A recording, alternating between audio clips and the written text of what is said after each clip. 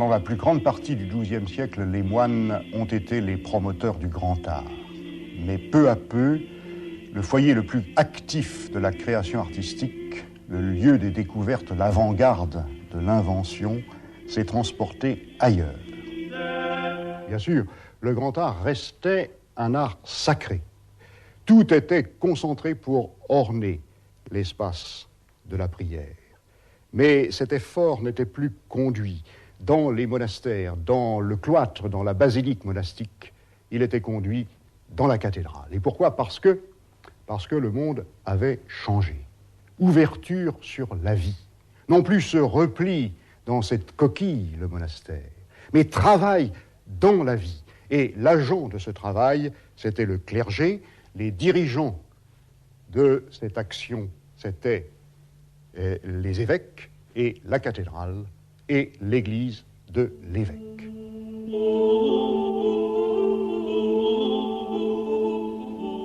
Il y a donc une église par cité, puisqu'il y a, c'est un vestige du premier christianisme, un évêque dans chaque cité romaine, et là seulement. Donc, ce que l'art des cathédrales signifie d'abord en Europe, c'est la renaissance de la ville, c'est la prospérité urbaine.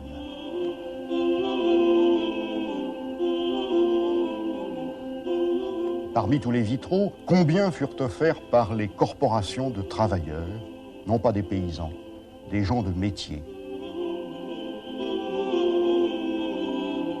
Des hommes qui travaillaient dans la ville, dans ces faubourgs sans cesse plus peuplés, qui travaillaient la laine, le cuir, les métaux.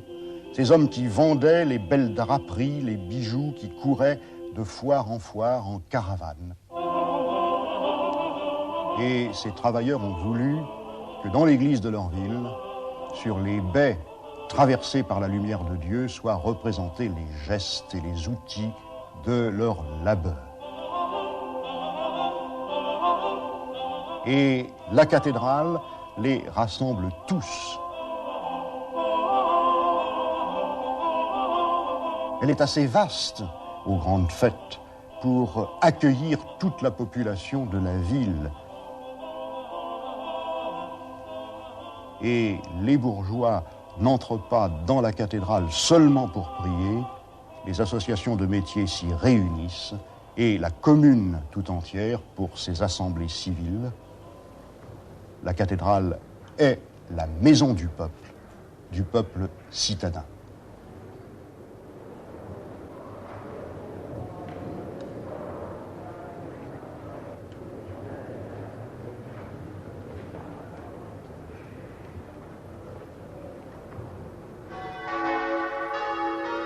Les tours de la cathédrale dominent la ville. La cathédrale veille sur la sécurité du commerce et son vaisseau offre le seul espace couvert au centre de l'agglomération qui, en dehors d'elle, n'est que fouillis de ruelles, de cloaques et de porcheries.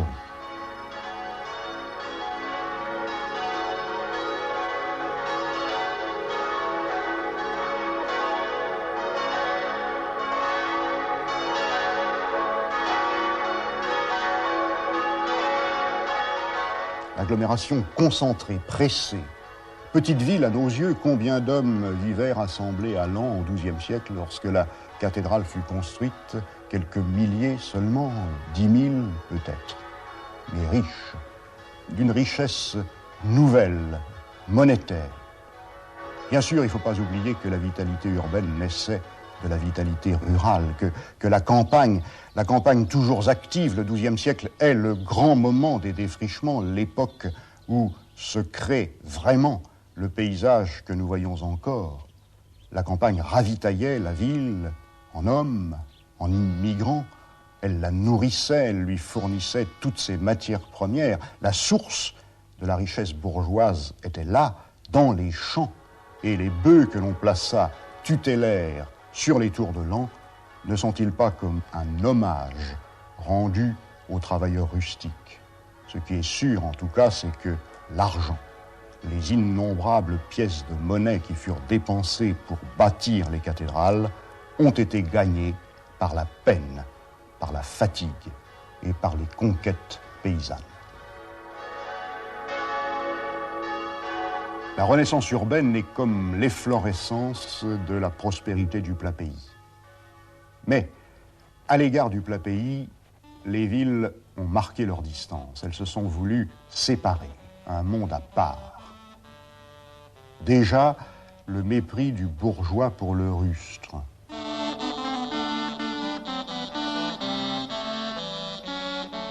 Un monde différent est d'abord retranché, des murailles, et les plus modernes, dotés de tous les perfectionnements qui affectent à ce moment-là l'architecture militaire aussi bien que l'architecture des églises. Un enclos, des portes, que l'on ferme soigneusement le soir. Et la ville est d'abord cela, un château plus grand que les autres. Et au départ, les négociants, les artisans, qu'étaient-ils, sinon les domestiques spécialisés des seigneurs de la cité? Protection. Protection parce que la richesse accumulée dans la ville est tentante. Le premier souci du roi Philippe Auguste, par exemple, a été d'entourer de murs Paris qu'il aimait et d'où il tirait la plupart de ses ressources. Et lorsque son petit-fils Saint-Louis fonda Aigues-Mortes, à ce moment-là sur la mer, pour s'embarquer vers la Terre Sainte, il a fait d'abord bâtir l'enceinte, une forteresse gardée jalousement.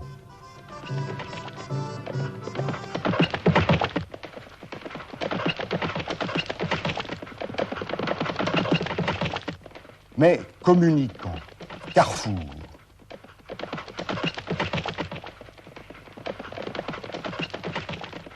la ville vit de cela, vit du trafic, vit du commerce, de tous les commerces.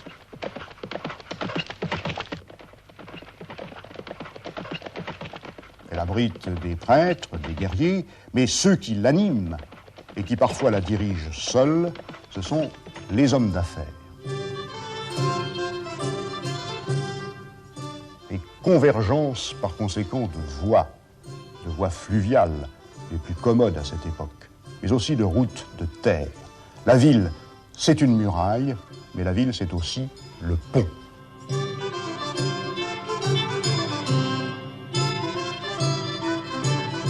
Le pont est passage, mais il est aussi barrage, défense.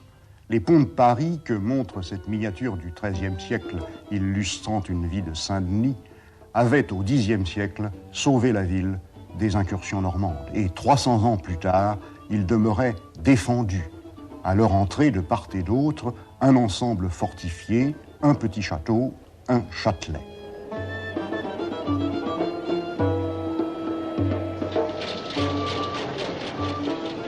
Et les arches encombrées de moulins parce qu'il faut aussi profiter de l'énergie de l'eau courante. Si bien qu'à Paris, les barques ne passaient pas. Il fallait débarquer sur la place de Grève les tonneaux de vin qui venaient du pays d'Auxerre et puis les transborder et les embarquer de l'autre côté du pont sur d'autres navires.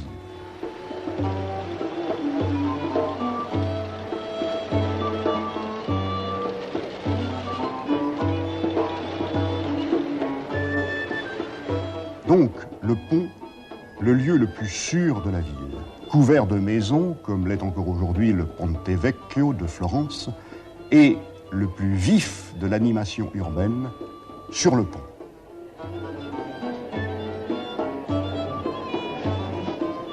Animation batelière, les maîtres de la fortune parisienne au XIIIe siècle sont ceux que l'on appelle les marchands de l'eau, les armateurs, et lorsque la ville s'est donné des armoiries parlantes, elle a choisi précisément le navire.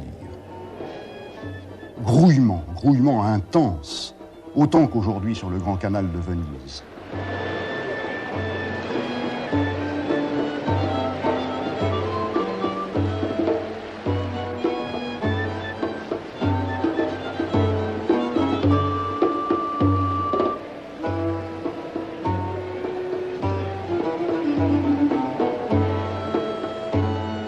La cité, lieu d'abondance, et puis tous les charrois modernes, les chevaux attelés du collier d'épaule, cette invention du Moyen-Âge.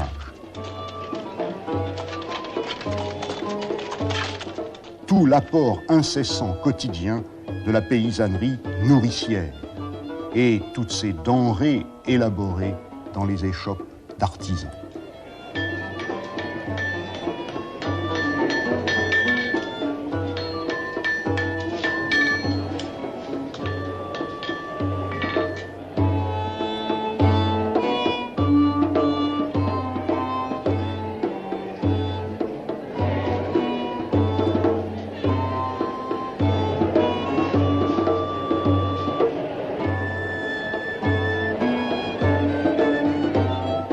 La cité est lieu de plaisir, lieu de perdition pour les clercs des cathédrales, contaminés par tous les vices, par l'amour de l'argent, la cupidité, la luxure. Mais parce que la ville est l'endroit où la vie est belle, les nobles ont quitté leur demeure des champs. Le rêve des chevaliers, c'est de séjourner là, d'y venir au moins de temps en temps. Plaisir, opulence. Mais également l'extrême misère. Les laissés pour compte de la croissance, les migrants aux mains vides, et les malchanceux, les éclopés, les malades, les pauvres. Et dans l'espace urbain, dans cette société diverse, mouvante, la découverte bouleversante de l'indigence.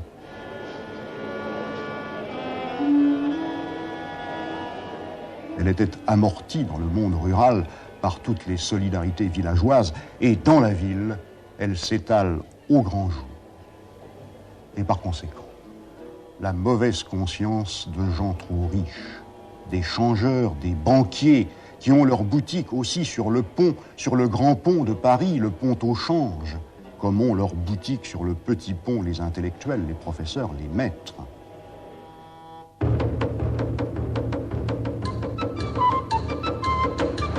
Et c'est dans la ville au XIIe siècle que s'amplifie l'idée qu'être chrétien, ça n'est pas seulement faire des gestes, ça n'est pas seulement réciter des prières, c'est écouter Jésus qui disait qu'un riche n'a pas de chance d'entrer dans le royaume. Jésus qui vivait avec les prostituées et les lépreux et qui les chérissait. Inquiétude qui pousse à donner tout ce qu'on a, à le donner en particulier pour construire la cathédrale, qui est aussi un monument de renoncement que l'on a pu bâtir si belle et souvent si vite, parce que les riches donnaient à pleine main l'argent.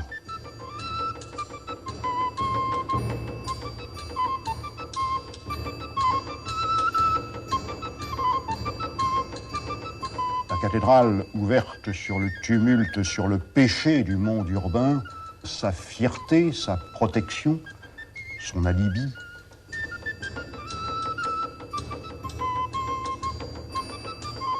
Et qui appelle à regarder vers le ciel, à s'élever, mais dans l'ordre, dans la discipline. Parce que la cathédrale est d'abord peut-être le monument du pouvoir, de deux pouvoirs associés, celui de l'évêque, celui du prince. À Reims, Dieu siège, encadré par la statue de l'évêque et par celle du roi, tous deux sacrés. L'Église épiscopale reconstruite exprime l'union du pouvoir pastoral et de la royauté qui dominent ensemble la source de la richesse, la cité. La cathédrale est démonstration. Et démonstration de puissance d'abord, par les tours, emblèmes d'autorité.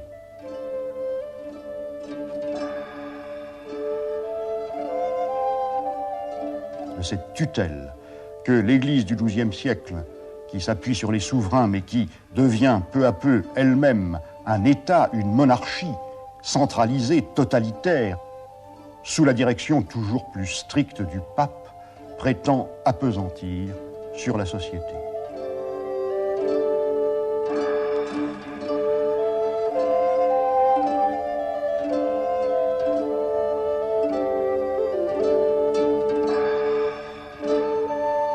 Enseigner par l'image, c'est la principale fonction des porches.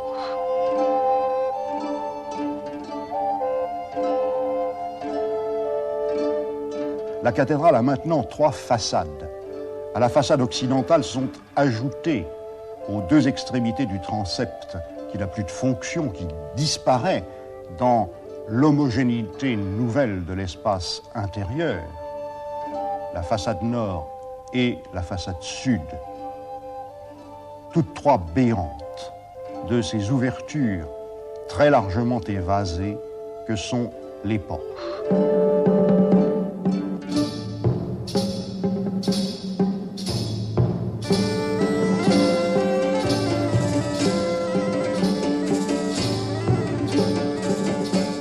Ce sont des scènes de théâtre où l'on a monté un vaste spectacle aux acteurs innombrables.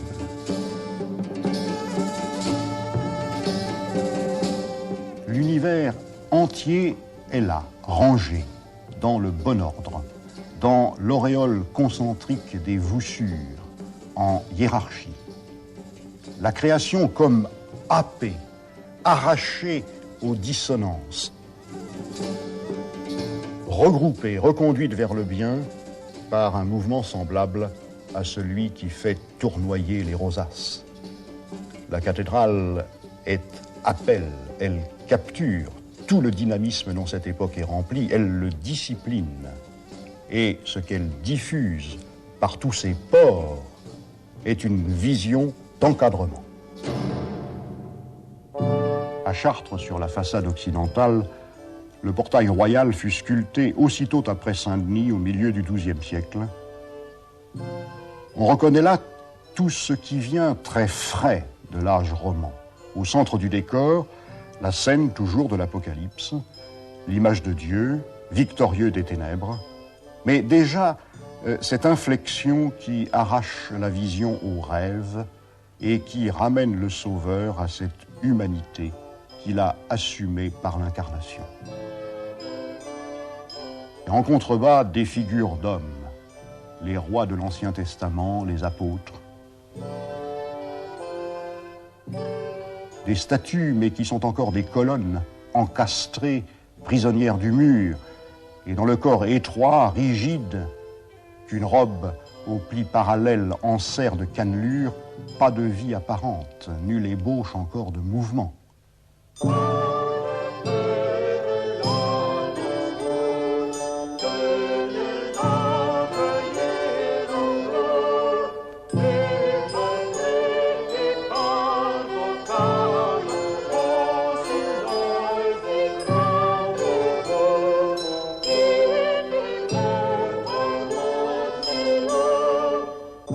Le visage, pourtant, est mouvement. Il a perdu cette symétrie qui le situait dans l'abstraction.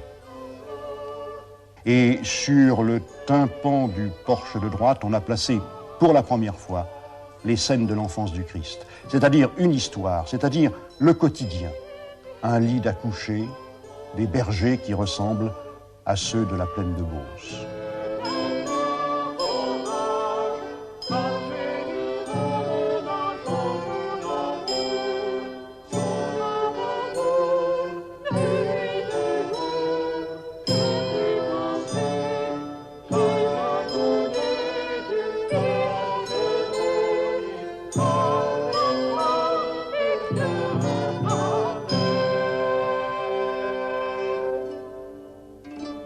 Les porches du nord et du sud, à Chartres, ont été sculptés 50 ans plus tard.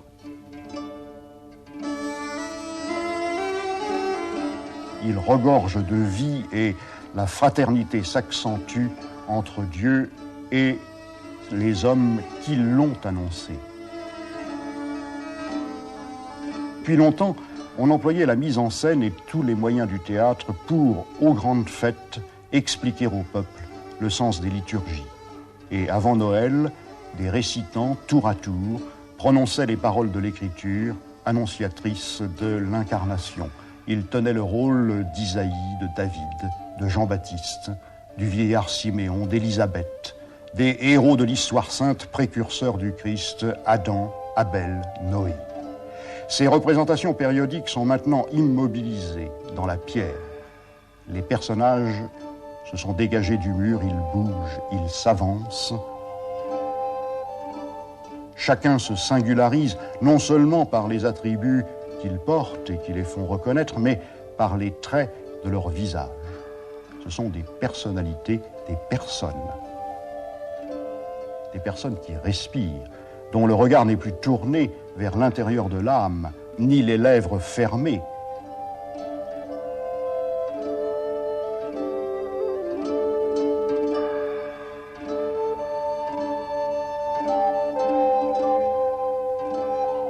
Que les passions remuent dans la gravité et l'espérance.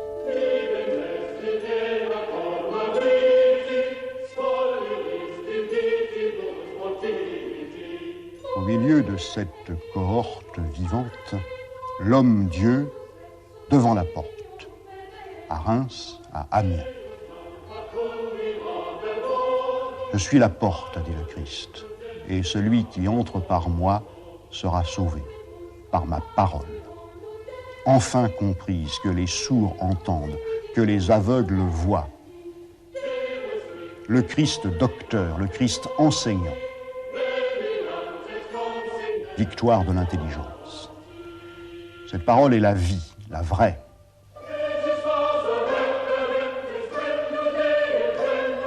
Celle à quoi les hommes s'éveilleront après la mort. La mort est un sommeil paisible, un sommeil nocturne. Il prendra fin dans la grande aurore, celle de la résurrection des corps. Le dernier jour a cessé d'inspirer la terreur. Le cataclysme de la fin du monde apparaît au XIIIe siècle comme une délivrance joyeuse. Les ressuscités de Reims sortent de leur tombeau sereins, à gestes lents mais sûrs, ceux de dormeurs qui ouvrent les yeux. Le corps s'étire, le corps jeune, celui de l'âge de plénitude, celui de la beauté charnelle, de la chair transfigurée, et les uns et les autres s'appellent, se retrouvent, se regroupent dans une fraternité parfaite et qui n'aura plus de fin.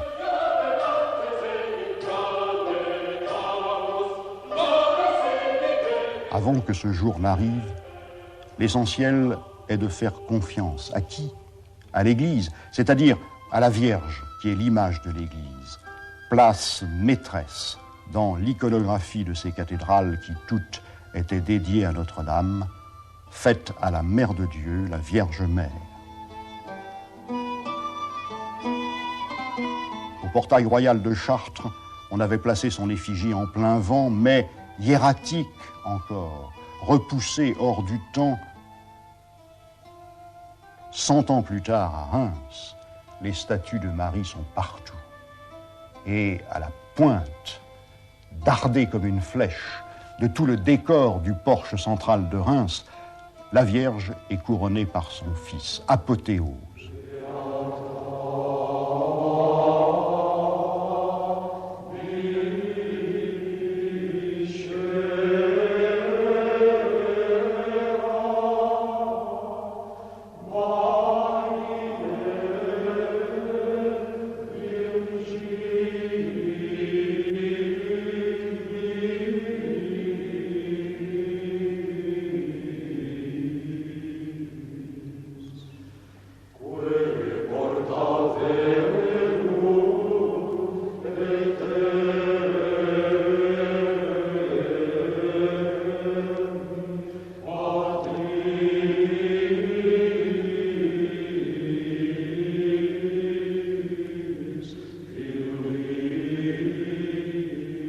Cette scène n'est que la transposition des formules liturgiques de la fête de l'Assomption.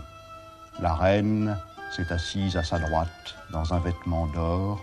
Il a posé sur sa tête une couronne de pierres précieuses. Fête du couronnement, avec toute l'escorte d'anges souriants qui ressemblent aux ressuscités. Un sacre, une délégation du pouvoir suprême. Mais si on se souvient que l'Église du XIIIe siècle s'identifie à Notre-Dame, on comprend le message. La toute-puissance en ce monde, avant la fin des temps, lui appartient. Quand portes et fenêtres, Parce que l'Église, derrière le pape et les évêques, se veut, comme l'est Marie sur la grande verrière de Chartres, impériale, au point de jonction entre le peuple des hommes et le ciel, où ils entreront s'ils suivent ses commandements, s'ils marchent droit, en bon ordre, obéissant.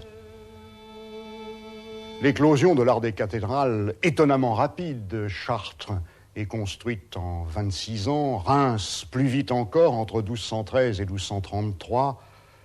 Tout cela s'explique par la vitalité de l'économie urbaine. Mais cela s'explique aussi par une autre croissance qui n'est pas dissociable de la première, la croissance du savoir.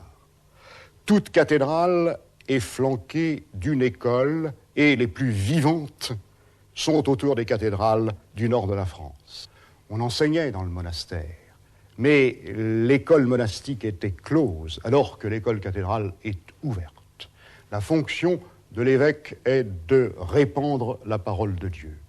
Il a besoin d'aide pour prêcher avec lui partout. Il a besoin d'ateliers pour former ses prédicateurs, donc de bons livres, donc de bons maîtres qui sachent commenter ses livres. Et dans une société où il est chaque jour plus facile de voyager, on voit les aventuriers de l'intelligence se précipiter vers les meilleures écoles. Ces meilleures écoles se trouvent dans les lieux mêmes où s'élèvent les chefs-d'œuvre de l'art gothique, à Laon, à Chartres, à Paris surtout. Et je ne pense pas que ce soit un hasard, cette coïncidence avec les centres de recherche intellectuelle et les foyers de la création artistique.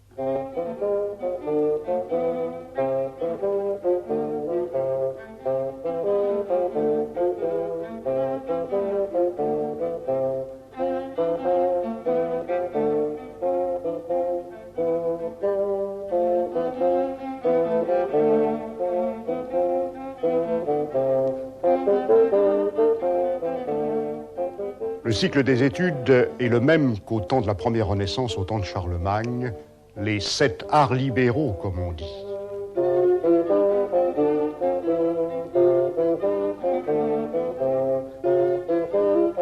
On les voit sur l'une des roses de la cathédrale de Laon, entourant la fleur centrale où trône la sagesse, formant sa cour, l'enrichissant, l'éclairant. 3 disciplines initiatiques, la grammaire, la rhétorique, qui est l'apprentissage du discours, la dialectique, qui est l'apprentissage du raisonnement, et puis 4 disciplines plus approfondies, la science des nombres, la science de la géométrie, la science du cours des étoiles, la science des tons de la musique, c'est-à-dire ce qui apprend toutes les lois qui mystérieusement régissent l'univers. Et ces 7 voies, ces 7 avenues du savoir menant à la théologie, science maîtresse, qui aide à percer les secrets de Dieu à travers les mots qu'il a prononcés et à travers ces autres signes que sont les lois de la nature.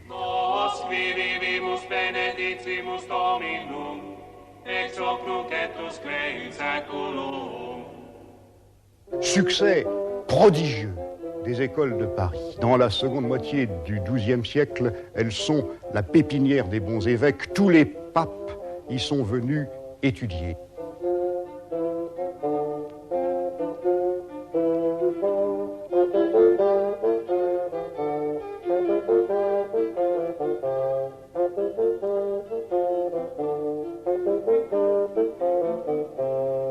Et ce succès tient pour une part large à l'enseignement d'Abélard. La dialectique au premier rang. Par le raisonnement, saisir le sens des mots, partir du mot, mais non pas méditer sur lui dans une rêverie divagante comme dans le monastère. Non, le traiter par le raisonnement. Et l'outil qui se perfectionne sans cesse. Des équipes de clercs avaient suivi les guerriers qui arrachaient l'Espagne, la Sicile aux musulmans. Ils s'étaient jetés sur les admirables bibliothèques de Tolède ou de Palerme. Et ils s'étaient mis fébrilement à traduire de l'arabe au latin ce que les Arabes avait traduit du grec, et ce qu'il révélait, c'était la science antique, c'était Euclide, c'était Ptolémée, et c'était plus précieux encore pour eux, la logique d'Aristote. Et la méthode s'affina, s'enrichit. Au départ, douter. Abélard le dit. Nous venons à la recherche par le doute, et par la recherche, nous percevons la vérité. Orgueil, présomption. Certains condamnaient cette attitude avec violence, et en particulier Saint Bernard qui finit par terrasser Abélard. Mais quelle fécondité et cet enthousiasme dans les écoles dont l'exercice n'était plus la leçon essentiellement, où l'exercice principal était la discussion, discuter, débattre. Mes étudiants, dit Abélard, mes étudiants réclamaient des raisons humaines, des raisons. Et il leur fallait des explications intelligibles plus que des affirmations. Ils disaient qu'il est inutile de parler si l'on ne donne pas l'intelligence de ses propos et que nul ne peut croire s'il n'a pas d'abord compris. Et toute notre science sort de là.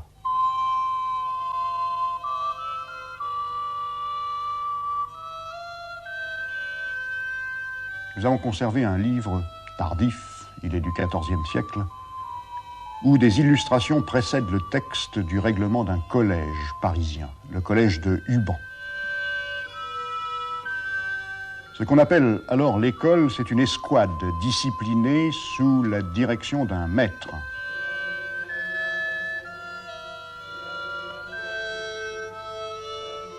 De jeunes hommes, tous clairs, tous d'église, tondus, portant le vêtement clérical, qui vivent en commun, qui mangent ensemble, qui partagent le pain comme des moines, et le maître comme leur abbé. Je parle de ces professeurs, mes camarades, mes frères, et il ne faut pas que j'oublie que tous leurs gestes étaient des gestes de prêtres, et que l'étude n'était pas en ce temps distincte de la prière.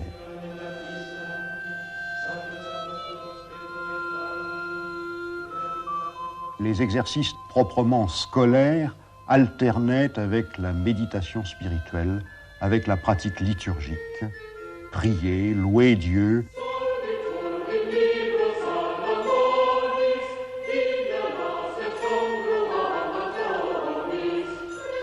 S'incliner devant la Vierge à l'enfant, toujours au cœur de la spiritualité. Mais deux nouveautés, et c'est bien ce qui distingue l'école du monastère, parce qu'elles sont toutes les deux ouverture au monde.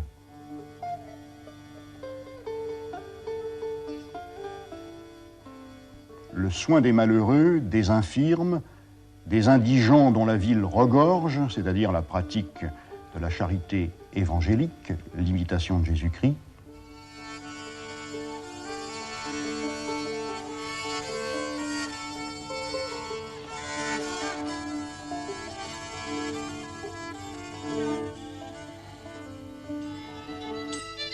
Et d'autre part, le contact avec la bonne société, avec les gens de la cour, de la richesse, de la puissance, à qui il faut apporter le savoir et montrer l'exemple. De ces écoles est sorti l'esprit qui anime l'esthétique gothique. Tout.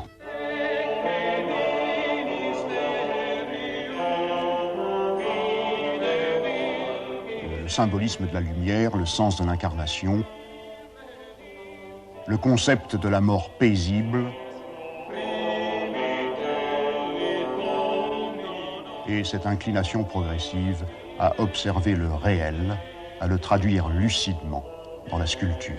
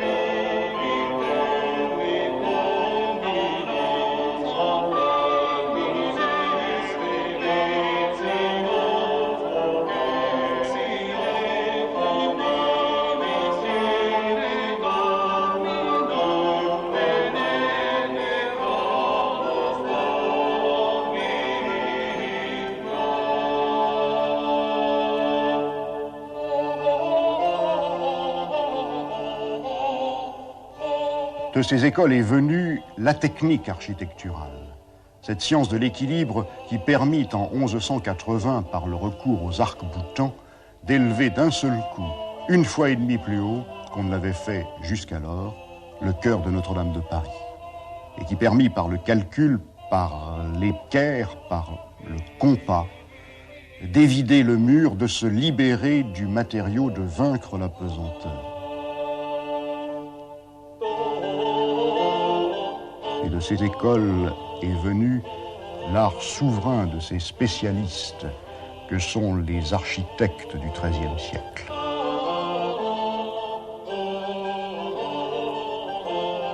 Respectés et qui se disent eux aussi, comme les maîtres, docteurs Espierre. Voici le carnet de l'un d'eux, Villard de Honnecourt.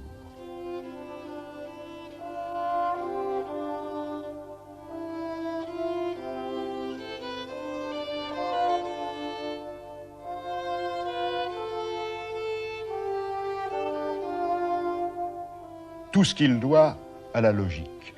La cathédrale est conçue logiquement par le raisonnement. Elle coordonne en un ensemble des séries d'éléments discrets. Et peu à peu, l'envahissement du rationnel, cette rigidité d'épure toujours plus froide, abstraite.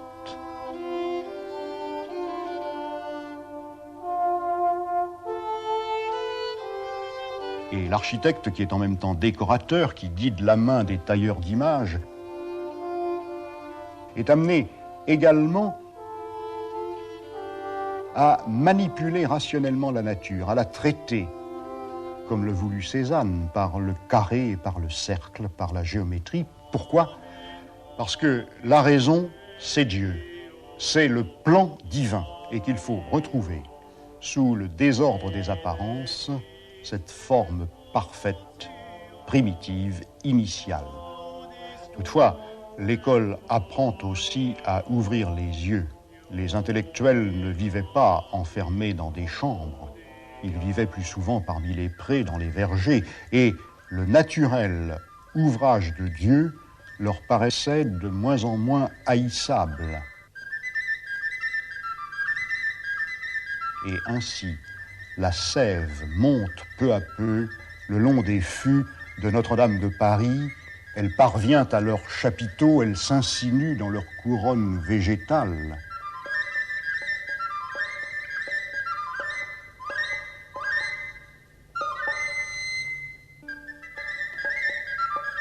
La flore des corbeilles prend vie.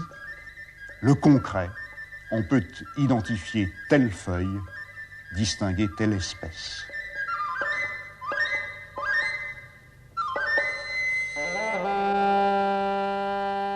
Dernière influence sur cet art, celle de la croisade. N'oublions pas en effet en toile de fond l'expédition d'outre-mer, toujours recommencée dans l'espoir toujours déçu de délivrer à nouveau le tombeau du Christ reconquis par l'islam.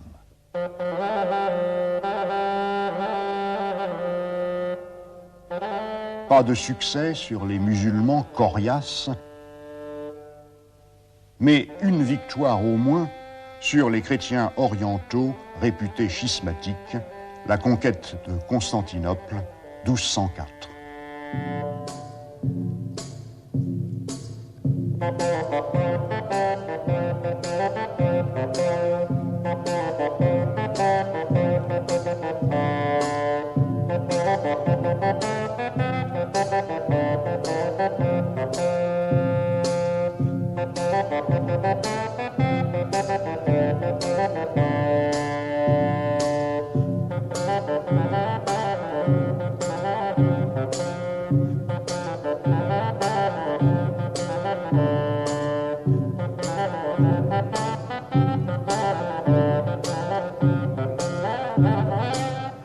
Constantinople, la cité splendide, débordante de trésors, un superbe pillage, tout l'or, tous les bijoux raflés, mais aussi les reliques dont cette ville était pleine, des reliques de la Passion et les coffres qui les enfermaient, historiés, couverts d'images.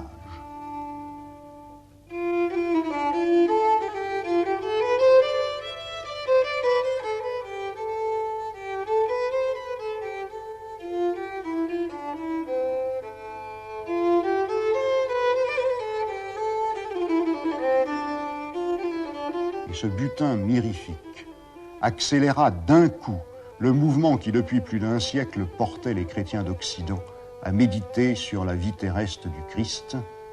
Il leur montra les images de la souffrance de Jésus que l'art byzantin fertile avait inventé.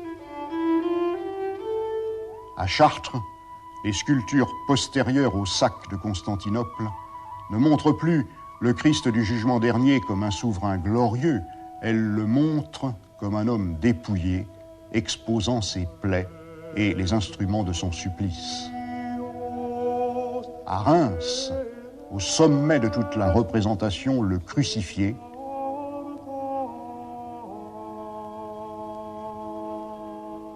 et sur le carnet de Villard de Honnecourt, le crucifié se tord de douleur, son corps s'abat lorsque Nicodème le dépose de la croix dans la déploration, une méditation sur la mort de Dieu qui vient en droite ligne de la spiritualité byzantine, de Byzance un moment soumise. Et quelques décennies seulement séparent cette image bouleversante du dépouillement abstrait du monastère cistercien.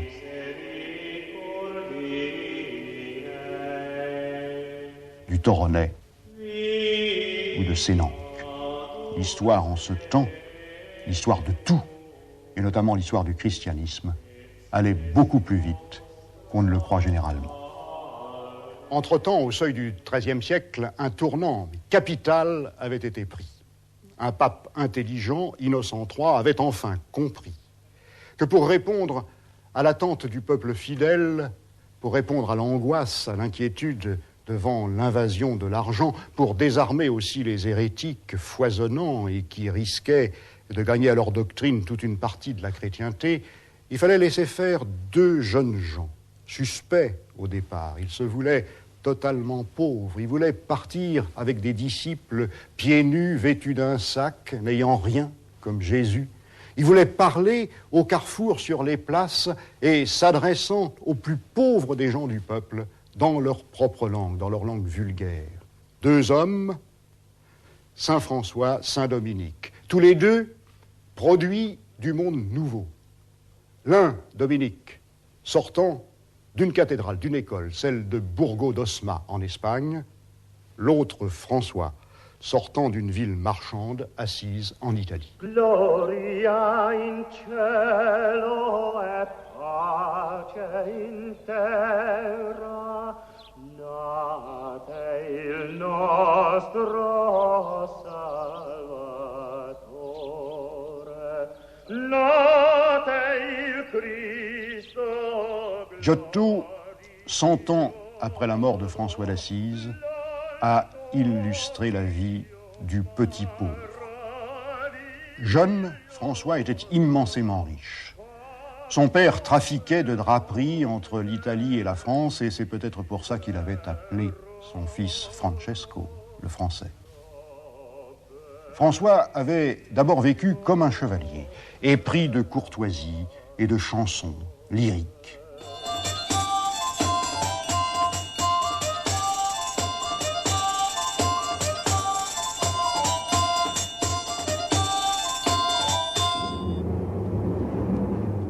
Brusquement, le Christ, le crucifié, lui avait parlé, lui avait dit de reconstruire l'Église et pour cela de tout renoncer. Et alors, la scène dramatique sur la grande place d'Assise, en pleine ville, devant les riches, devant les hommes d'affaires, dans leurs atours, dans leur arrogance, François se met tout nu, plus rien, et il se drape dans le manteau de son évêque, affirmant par ce geste que lui ne dévie pas, qu'il n'est pas hérétique, qu'il n'est pas adversaire du clergé, qu'il reste soumis à l'autorité de l'Église.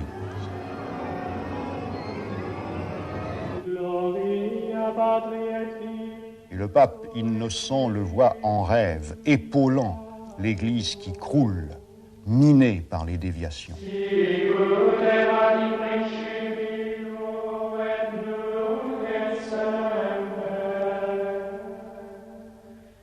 Il l'autorise à prêcher l'Évangile. Lui, François, qui n'est pas prêtre, qui ne se soucie pas de devenir prêtre, et qui dit que le monde est bon, que la nature est bonne, qui converse avec les oiseaux des champs. Réhabilitation du charnel, parce que le charnel, lui aussi, sort des mains de Dieu.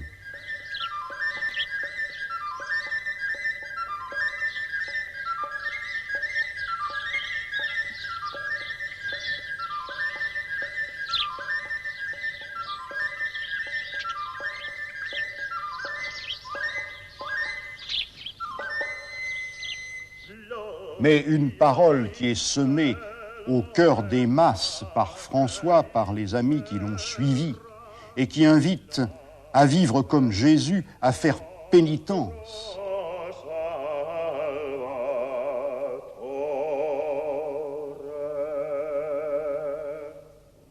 Et lui, François, imitant si bien le Christ, qu'il en vint à porter les stigmates de sa souffrance.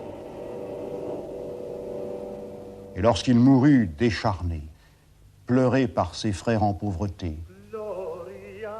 pleuré par sa sœur Sainte-Claire, à la manière dont on pleurait le Christ mort sur les fresques byzantines, tout le monde le tenait pour un saint et beaucoup le tenaient pour un nouveau Jésus. Et l'Église, la main forcée, dut le célébrer comme tel, en s'efforçant comme elle pouvait de désamorcer ce qu'il y avait de contestation radicale dans le message de ce fou de Dieu.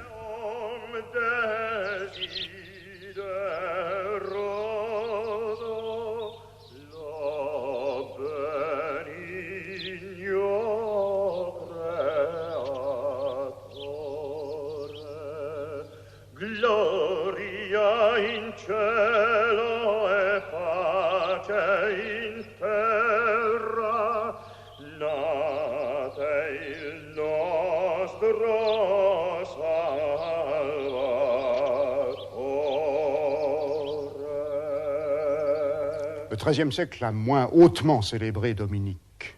Ce n'était pas que son action ait été moins importante. Il avait fondé un ordre religieux, lui aussi, et un ordre de pauvres, l'ordre des prêcheurs, spécialistes de la parole et spécialement attelés à lutter contre l'hérésie cathare. Et cet ordre a fourni l'Église romaine de l'armature dogmatique qui lui manquait et qui, plus que l'Inquisition, a réussi à triompher de l'hérésie.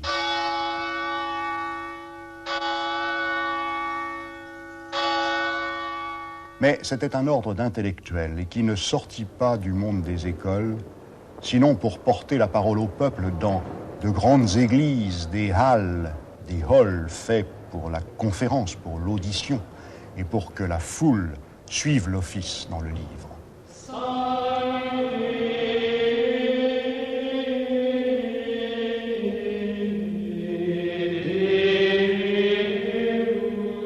Ces salles à prêcher et à prier ensemble, clercs et laïcs confondus, dont le prototype est l'église des Jacobins de Toulouse.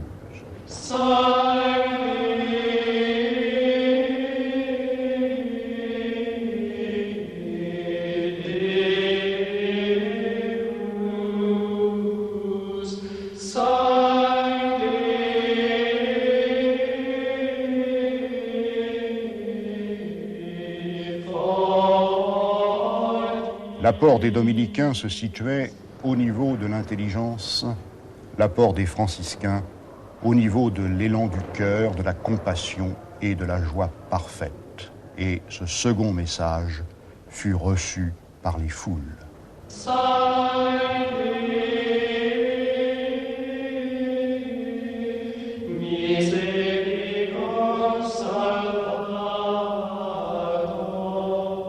Mais les uns et les autres, les dominicains et les franciscains, les frères mendiants, parce qu'ils ne possédaient rien, ont fait ensemble, au seuil du XIIIe siècle, du christianisme, ce qu'il n'avait encore jamais été, une religion populaire.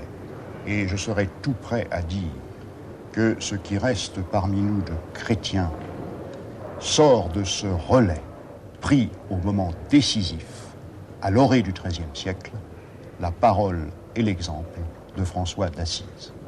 Oh,